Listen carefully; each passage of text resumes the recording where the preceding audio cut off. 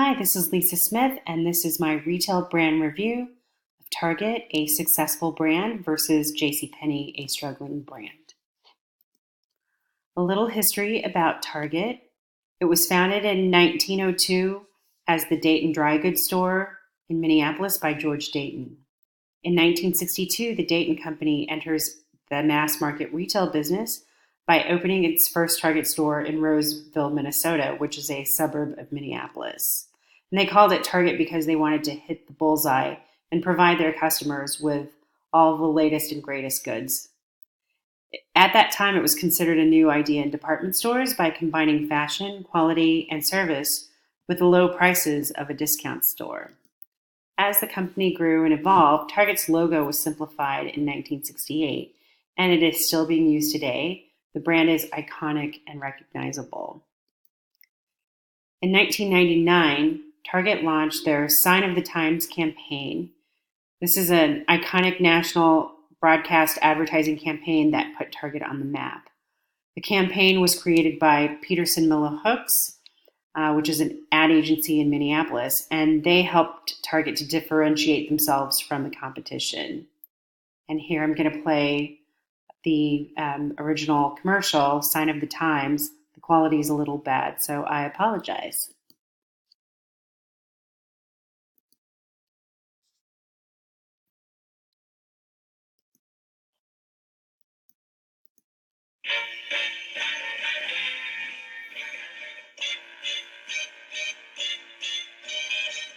It's a sign of the times that your love for me is getting so much stronger.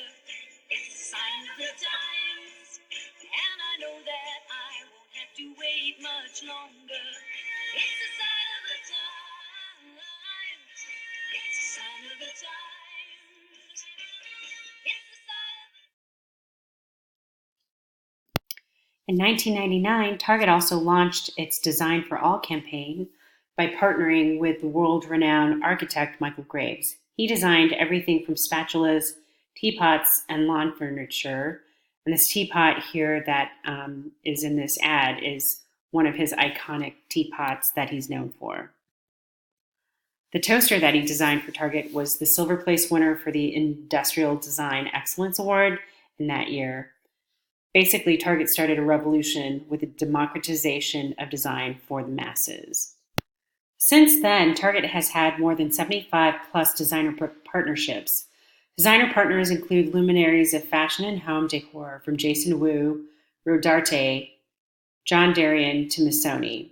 This year, Target is celebrating its 20th anniversary of its designer partnerships and is reissuing 300 of its most popular pieces.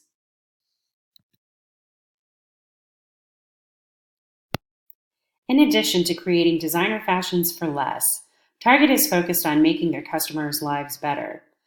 They have developed an adaptive apparel line for their Cat and Jack kids clothing brand. This line of clothing has features for kids with disabilities that is sensory friendly and has features that makes it easier for kids to get dressed and look like all of their friends and not feel different. Target's brand promise is expect more, pay less, and I feel like as a brand they deliver on that. Target has grown to become 1,855 stores and has presence in all 50 United States.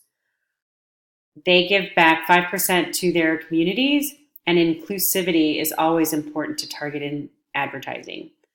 So now on to JCPenney's. JCPenney's was founded as the Golden Rule in 1902 by James Cash Penney in Wyoming. And the Golden Rule was to treat others as you would want to be treated. In 1913, the company then evolves to become JCPenney.